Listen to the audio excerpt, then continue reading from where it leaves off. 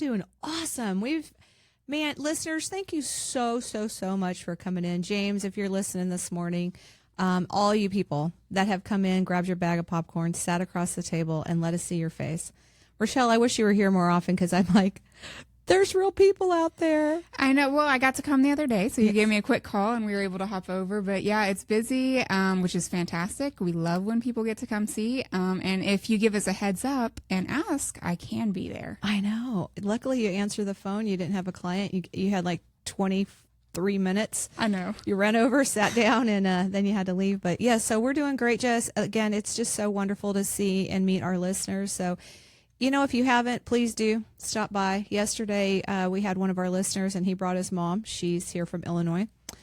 And happened to be Nate in the office's birthday, so they got to celebrate with us and eat some cake and grab his popcorn before he left. Best in Broken Arrow, I'm just saying. Yes, I was like, hey, take mom downstairs. Go get some food. Make this extra special. And I asked him, I said, hey, when's the last time you were down here, Broken Arrow? Downtown Main Street. And he said, man, it's been forever. It's so neat. All of our hanging baskets. It looks like don't you think it looks like a Hallmark movie? It does. I mean, there's music playing typically. It's just amazing. What do you think, Jess? You came and got to experience that. Okay, so they're doing a movie. And so please, if you are a movie director, we don't want you down here. They shut off all the parking from like 6 a.m. until the next day. I was like, oh, wait, it looks like one. Please don't use it. Yeah, don't borrow our seats. We have things to do and all that. Oh. Yeah, we got businesses we're running here. Absolutely. In fact, I will bring my popcorn maker down there. Yeah, Jess, we were just talking about that. That has been the biggest shock for me with clients is, and again, so one of the biggest surprises we see is after 4 decades of helping people retire is that people become emotionally disconnected from their money or large numbers. Someone will tell me they have 900,000 saved for retirement and they'll say, I think I'm doing okay, but they have absolutely no idea what that actually translates into for them. Monthly income, taxes, inflation, healthcare costs, those RMDs that are looming, and how long that money is designed the way they have it set up to even last. And I tell them retirement isn't about having a big account balance. That's one of my joys is to look at people and go, do you really realize how much you have? Because you don't really need that much, but you need enough. You know what I mean? And then how is it going to work? So I know for us, it's about creating confidence. And we do that through education and telling them, hey, based on the software, based on our numbers, based on our years, looks like all you're going to need and you're going to be just fine. Correct. I mean, I think it's one of those people get really focused on the account balance instead of focusing on the income that account can actually produce for them. And I think that's where you're talking about that education and empowerment, because there's 2 groups of people could have saved the same $1 million. But for one, they may live comfortably in retirement. In fact, they may be like, Suzanne, I don't even know what to do with all this money. Right. But then for another one, based off of their lifestyle, their expenses, all of those costs you just talked about, they may say, Suzanne, that's really just not enough. I need more monthly to make that happen. So it's really more about being able to continue that same lifestyle that you want in retirement. Right. It's about knowing that you'll never, ever wonder if the paycheck stops before you do. Correct. Truly. That's it. Sometimes increasing retirement income isn't about taking more risk. It's about eliminating those unnecessary risk fees. And that's what I talk to people about. Let me run a Morningstar report. In the word that we use in our industry is a fee drag. Let me tell you how much those investments that you're doing right now are actually costing you. Not that little number that says service charge. I'm talking about each one of those positions that you have. So, and then we talked about reducing their taxes. I love to do that and we teach people that, you educate them that we can actually control their tax situation. Correct. They can, not us. They can. Correct. The choices that they make, the different accounts that may be pulling from, working them together to be the most tax efficient possible, which can control one of those large expenses that they see each year. Right. And so, what we were talking about earlier is that I get people that are they're blind to the numbers that they have. They'll say, I don't have, when they say, you know what, I'm embarrassed. I don't think I have that much. It's like, what are you basing this on? What your grandparents have, what your neighbor has? You and I were talking about that on our Channel 2 episode. Like we have a Retire Ready every Wednesday at noon on Channel 2 over here and talking about that. Yeah, well, we've talked many times that, financial discussions tend to be taboo in our society for whatever reason. I don't know if that's from, prior generations or different things. And so people really compare themselves to what they see on social media or the Donald Trumps of the world or Elon Musk's, and they don't have enough money. And when in reality, they tend to have more a than lot. enough. Yes.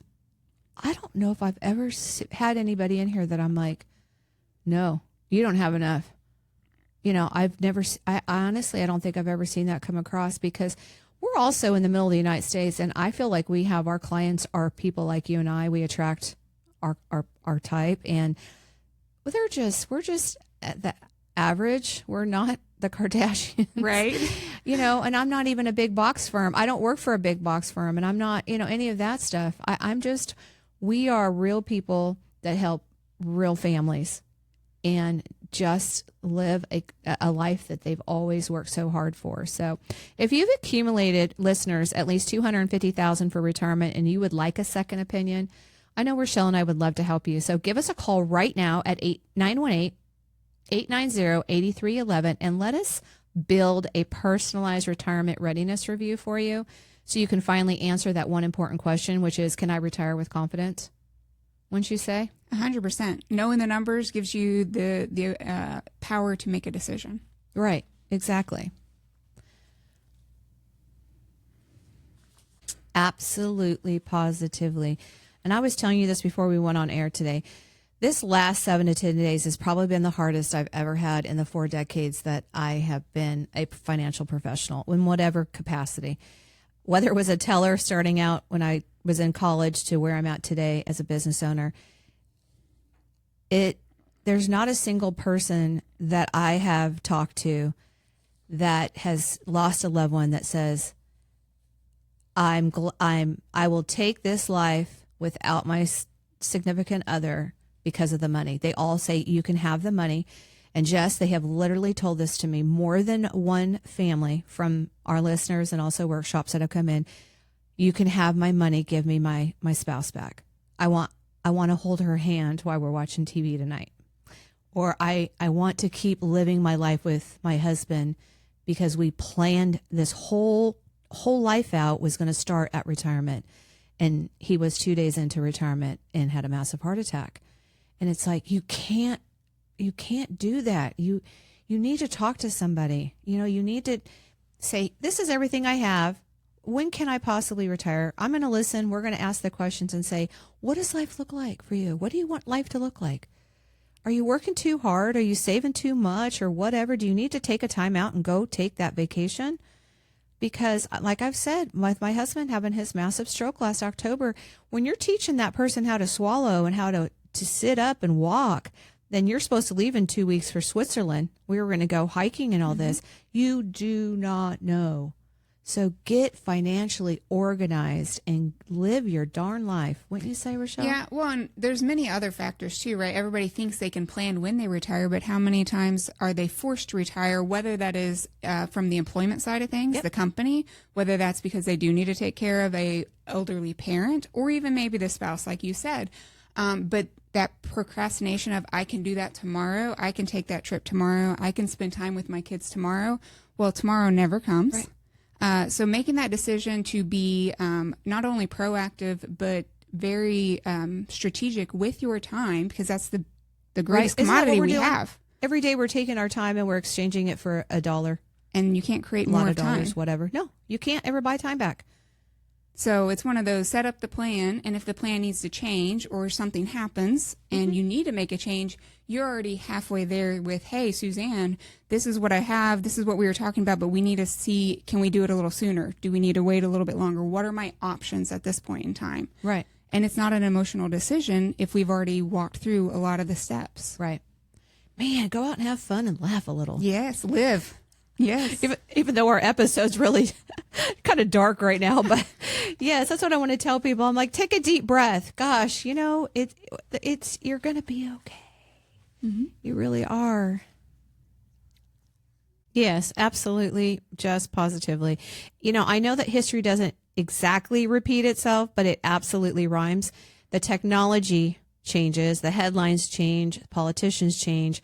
But what I have discovered is human behavior, it doesn't change. Fear, greed, overconfidence, panic, those are exactly the same today as they were nearly, a century ago. And that's why I have found like successful retirement planning isn't about trying to predict the next market correction, but is preparing, as Rochelle says, and we talk about being proactive for whatever comes next. So our clients don't ask us to predict tomorrow's headlines, that's for sure, but they do ask us to build retirement plans that can withstand good markets, bad markets, inflation, recession, healthcare, the cost of that, and higher taxes. And then, of course, what we talk about, the unexpected life events and the widow penalty that's out there. So hope is wonderful, but hope is not a retirement strategy. So listeners, if your retirement plan only works when markets are cooperating, then you don't have a retirement plan. You have a market prediction. So if you would like to know how your current plan would perform through another major downturn, and I think this stuff is overpriced right now, call us. Call me today, 918-890-8311, and let's stress test your portfolio before the market really does it. Wouldn't you say? Correct. And I think it's one of those, the biggest mistakes that we see typically with people in investments are they make emotional decisions. Yeah. And so, coming and getting that analysis done can help you understand what may or may not be going on, what could happen. But then we don't have to worry about predicting what may or may not happen. It's a plan in place, and we know that if this happens, we're going to go that route. If this happens, we'll go there. So it's all already set, and it's not that fear creating a decision, and permanent decisions typically have permanent consequences. Right. I was on Schwab Network Trading 360 last week with Marley Caden, and we were talking about that off air about the market. And I said, to be honest with you, I have seen fear and greed trash somebody's portfolio more than I've ever seen a recession or anything else. And, they're saying that typically when a recession actually manifests, when it hits, you lose 40% of the portfolio value. And that's what I have to do is ask my clients, are you ready to lose 40% of everything you've accumulated? You've got to get a plan in place. You've got to get the education behind this. You've done a fantastic job accumulating it. Now let's preserve it. Let's protect it. Let's be proactive, because life is life. It's going to life. I can't believe I just saw the gas prices this morning. I'm like, what? Yep. We're back up again. Yep. Like, oh my gosh. But you know what? If you know where the money's coming from and you're not going to run out of it, you're just like, well, that kind of stinks, but I'm okay. Right. That peace of mind. So yes, Jess, I do totally agree. Yes, I totally agree with what he was saying. And, is it overpriced? Are we in some historical boom, some miracle or whatever they're calling it? I don't know. What really matters is that you're sitting at my conference table today. This is what you have. So let's protect it and direct it and let it serve you for all that you did to accumulate it. Every day, yesterday, inflation doesn't send you one big bill. It just quietly raises every bill. And like you said, it's not just at the pump. Those are groceries, utility, insurance, healthcare. The yard guy, he's like, well, it's costing me more to pull my trailer and get my lawnmower over here. So, it's all over. So, I get a lot of times just people saying, I don't know why my money doesn't go as far as it used to. And I'm like, it's that quiet, that inflation that's eating away at it. So, and that's why every retirement plan, we always include inflation stress testing. And we ask questions like, what happens if inflation does stay elevated like it is right now? Is what I feel. And then what if one spouse requires care, or what if the taxes increase? Can the income, can your paycheck, or whatever, some of these crazy systems they come up with, they go, this is our plan, because nobody taught us what to do after, like were we turning into paychecks? I don't know about you, Rochelle, when we're sitting there and they go, I don't know if they put it on the wall and they take a dart and go, we're going to do that account first, because there's no rhyme or reason. I'm like, how did you pick that account? And they go, I don't know.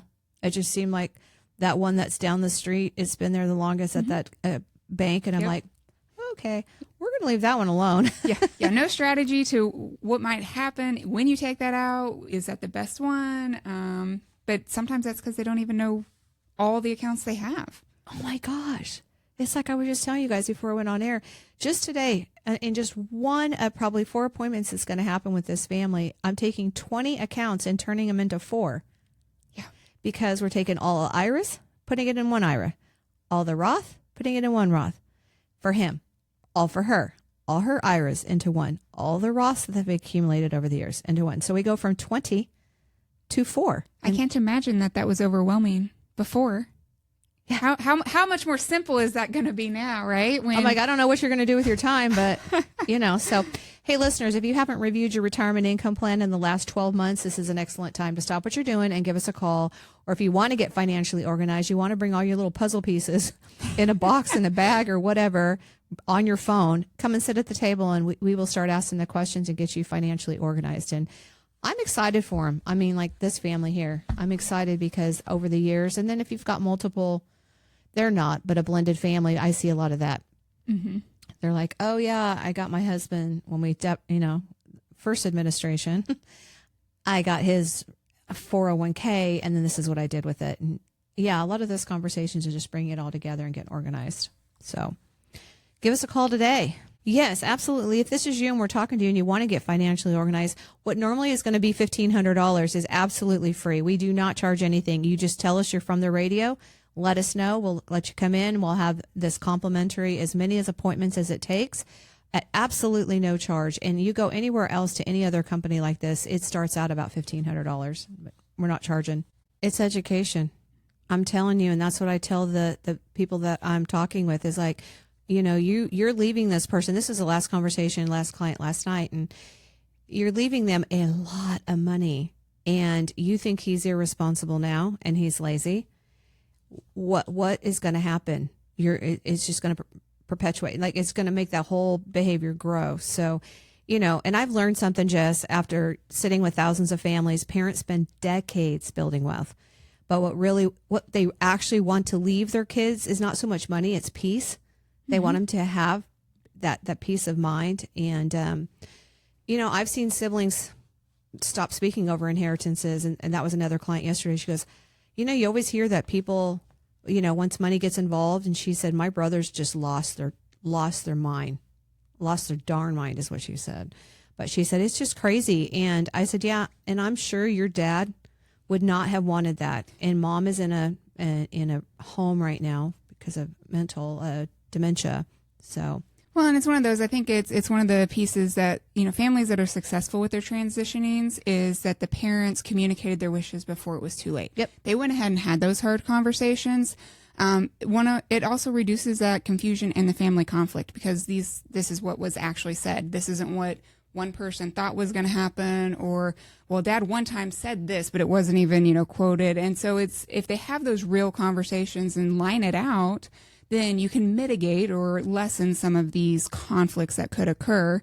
And then I think you're 100% on the head that people shouldn't look at their wealth transfer, the money being the most important piece. Mm-hmm. It's understanding how to manage that amount of money when they get it. Because as you've stated, if you are living in a situation where everything that you get is what you need to spend because of your cost of living and you really have these essentials, when you get this large amount, you're going to continue in those habits because that is your financial habit. Yep. So at that point in time, it's about educating them that you don't necessarily need to spend everything you get just because you have it. Right. Yeah, exactly. I think people would be shocked to the conversations that I hear these adults, these parents that have, and a lot of times the kids know they have money, but they don't know how much money they have. They would be shocked that the parents are like, is there a charity that you would recommend? Because I don't want to destroy my children's lives and they are entitled and they are making horrible decisions and I don't want them to go over, like, you know what I mean? Completely off the rails and it injure them. And then now my grandkids are going to get the effects of it. Or how do I skip that next generation? Right. And, I want to back up, Jess, on that 82 trillion is what that number is.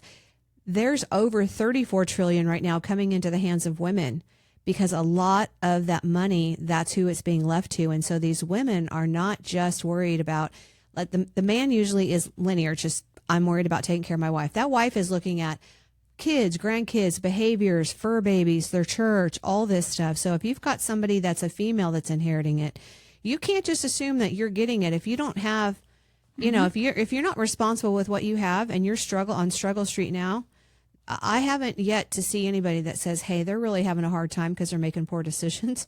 Right. I want to leave this $1 million to them. It doesn't happen. Right. It goes to the church. But they expect for it to come. Right. Yeah. And so that's where, you know, and I had somebody yesterday at the conference table, and he said, you know, my parents passed away, or my dad passed away, and he left a will. Mom passed away like 5 years ago, and it's in another state. And so my brother who lives in that state, we keep asking what's going on, and it's been 2 years. And I know the family home's gone, and like I know he's had different accounts, but what do I do and how do I find out? I said, "Do you understand what a will is? It's a letter to the judge." Right. But ultimately, it's who's in front of that judge and who is on that behalf of that person who's passed away. The judge decides. Correct. The judge is going to decide. A trust, you get total control. There's no judge, no attorneys, who's in the state, who's not in the state. None of that it's done. You put it in the trust.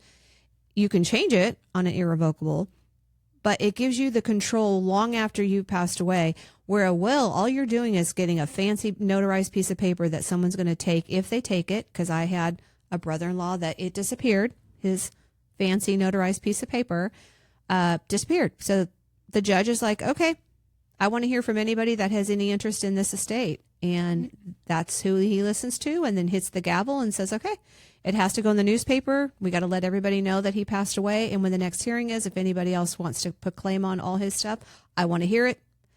Then we get another court hearing, and then the judge decides. This rando.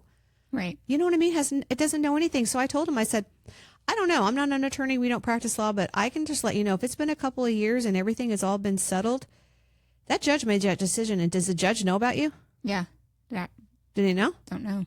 Did he actually get the will? Who handed the judge the will? Somebody had to hire an attorney. You don't just go find a judge at McDonald's and hand him it. You know what I mean? You had to get an attorney. Somebody had to pay to go before the judge and say, please settle this estate. That's what a will does.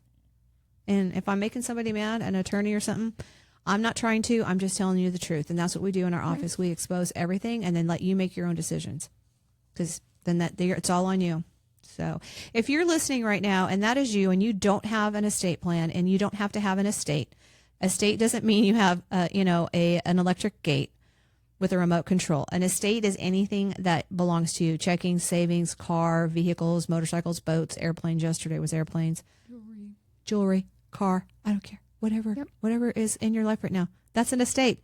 All the estate. Medical directives and a durable power of attorney. You need to get it done. And if you want to get it done for $699, right. If you want to get it done for less than $700, then please call right now, set an appointment. Let's talk about it. If you want to go spend $2,500 to $7,000, there are so many law firms out there you can go do that with. But get it done. Get it done. Right? You know what it reminds me of? Those seagulls when they go, mine, yes. Uh-huh. Oh. And that's what I try to tell people. That's what I ask them. What do you want? You know, I want to make sure that we have in place something that carries your legacy and the peace that comes with it. Like, let's get a plan in place of exactly who and what, because then the peace will go with it. You know, do you want the grandkids? Do you want a charity? Whatever. And then there are, like I've just got done saying, there's some that are like, I can't give this amount of money to this person in my family. They will destroy their lives. Yeah. Well, and I think it goes back to, we talked many times about, people have worked their whole life and they're very focused on, I'm accumulating, I'm working. My next thing is to get up and go to work. And they never take a step back and say, what do I actually want to do when I have free time and the money to do it? And so then now you have this generation that says, well, I need your help still, and I still need this, and I still want that. And some of those parents, I think we've sat across and they're like, well, my kids still need this. And it's like, well, yes, but not at the detriment to you. Right. And so, that is a conversation that we have. And I think we're on the other end where, you have worked hard for this. What is it that you want to do? And you can make that happen. And if part of what you want to do is to leave something to the children, to the grandkids, we can formulate that in the plan. But what is it that you actually want to do and enjoy life for the time that you have? Your experiences. Yes. I don't know anybody that doesn't enjoy experiences, whether it's a good meal, good dessert. I'm all about desserts. my coffee every day. Or they're traveling. Yeah. Some people don't want to travel, and I get it. I love traveling, and I want those experiences, and I want my family to remember those. I can remember my grandparents from holidays. Mm-hmm. That's it. They come and tell me about their experiences, which has made me want to go see the world, what my grandparents did, and she'd come home and bring a little trinket or whatever. And she would paint the picture of what it was like over there. And I loved it. Now I'm wanting to go on those experiences. Not all of them, but most of them with now my kids and grandkids. Right. It's different when you're traveling with real young ones, of course, right. but a little more difficult. But she'll get there. No.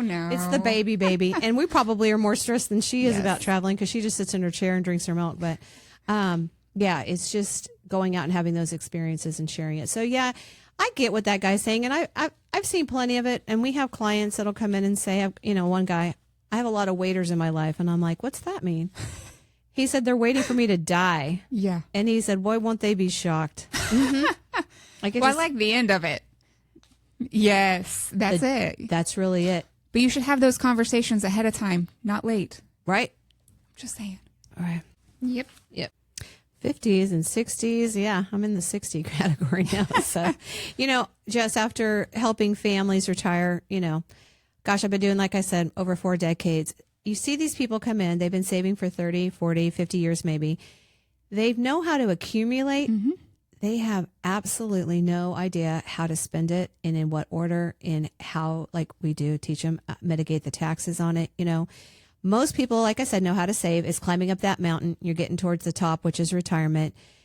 Nobody has taught them how to safely come down and enjoy the other side of the mountain, the other part of life. And so when retirement arrives, they suddenly have these questions on how much can I safely withdraw? And any little thing, if it's a roof or a fence that needs replaced or a tree taken out, is when usually they're absolutely panicked. Like, oh my gosh, like they only have this one bag of rice, because I think of Survivor, the show, and then how do I take it out? How do I make the most of it and not waste it, and get taxation, because those are never before taxed assets, all that stuff. And then Social Security, when to take it. That's another big question we answer all the time. Yeah, and I liked a lot of the information that she was giving out there. So we know that I'm not a huge fan of pensions, so I'm actually glad that they did go away. I think it's much, I like to have control, so I prefer to be able to have that. And I felt pensions relied too much on the other companies. But the piece that I think people don't always understand is that Social Security was never meant to replace your full income. It was really only designed, or intended is the way to say it, to replace about 40% of your working income. The rest of that 60% needed to come from somewhere else. And I think that's the piece that sometimes people don't always understand. And I think it was nice that she mentioned both of those. And so then when you talk about the 401ks, it was new and nobody really knew what they were doing or how it was going to all work out. And then here come CDs. And so I do think that that generation didn't have the same type of education. I also think there wasn't, a test and a trial of seeing how all that pans out. But now we do. And I think there's a great opportunity for individuals to reach out to professionals and walk through with what is it that we have and how can we best, most efficiently get that to us monthly. And create a paycheck. Mm-hmm. A lot of people, that's all they've ever known is a paycheck. And that's one of the biggest things I tell people once they do retire. I'm like, please stay in touch. We really need to talk this first year. It's all new. Mm-hmm.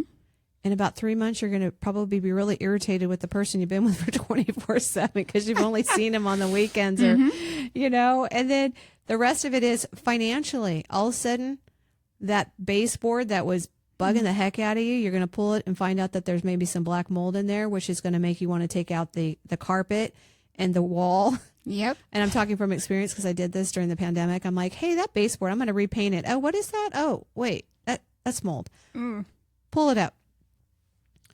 So then all of a sudden you start spending money, or you panic that you can't spend money. So that's why I'm like, get a team. And that's really what I pride ourselves in. We have a team here, right, Jess? I mean, we're all together working for your best interest and your betterment, and making sure. And we know we've been on these seas. There's rough seas and there's calm seas, and we've been through them all. I've had 4 decades of this. I know how to help you plan and prepare for it. without maybe you even knowing I'm doing that. And then how many times do you and I talk about people's clients' portfolios? They're nowhere around. It's because you and I have sat with them and we'll have additional information where we're on something else. Right. And go, hey, remember that with Barbara or Jennifer or whoever, and we go back to it and we're working on their cases for them and solving problems that could possibly come up that they have no idea that because they haven't had that experience or met somebody with it. So. And hopefully never see. You know, Right. some of the times is we're preparing and doing different things, and you never see it because we got you prepared for it. Right. I've been on the accumulation side, and this is where I tell people what got you to retirement will not get you as successfully through retirement. Accumulation, that is absolutely awesome. And you can even keep playing with that stuff, but make sure that that percentage is appropriate.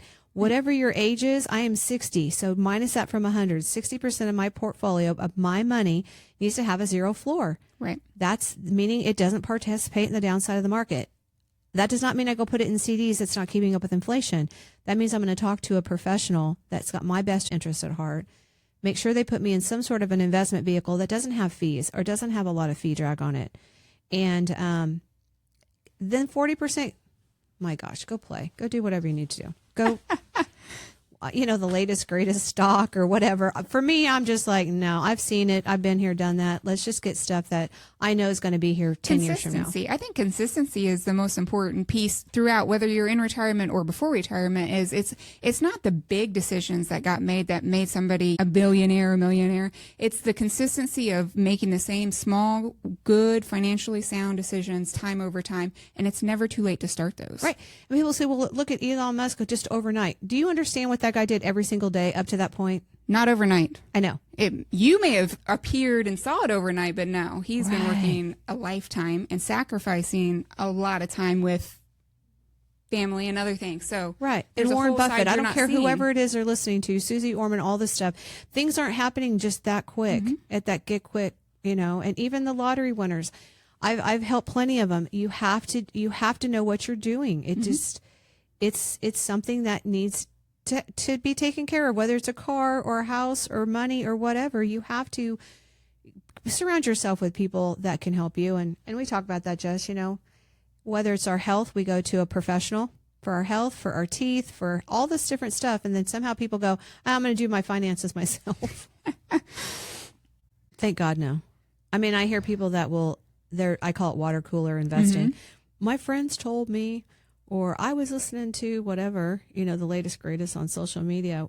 What should I do? I'm like, no, I would just turn it off and have a conversation. Well, I think that's the other piece of it is even if you're listening to the water cooler advice or you're doing the AI, it's not having all of the conversations with you and it's not putting pieces together. It's going to take whatever information you give it that you know to give, but it doesn't know to ask you 15 more questions to get to this part over here that needs to be factored in. And so I think, people would be really surprised at how much information is being missed because they're not reaching out to someone who can connect the dots or has walked that path before. And I'm not against AI. Hey, my AC went out this week. It was flipping hot. And so I went out and I took a picture of it and the serial number and I asked, this is the sound it's making. What should I be looking for? It says, call a professional, first of all. But then it told me the make, model, and number. And if it's making that clicking sound, it's most likely the dual capacitor. That's what you're going to tell the professional. So I did. I said, this is what AI is telling me it is, because this is not my bus seat. I don't know what the heck I'm doing other than I'm really hot and I'm annoyed right now. And the guy came out and fixed it within like 7 or 8 minutes. He's like, thanks for telling us all that because I was able to put it in the truck when I came out here. And you nailed it. And I'm like, well, I really didn't do anything. But so AI is good. Correct. But not for your not financial picture. Are you kidding me right now? And I think you hit it right on the head, Jess, with it's a tool that can be used to help you come more prepared, but it should not be the only driver. Like, what's the ticker symbol for, Vanguard's whatever fund? And it'll tell you, or SPY or whatever. But no. It doesn't ask you your family's time horizon. You don't even know the questions to ask it, to be honest.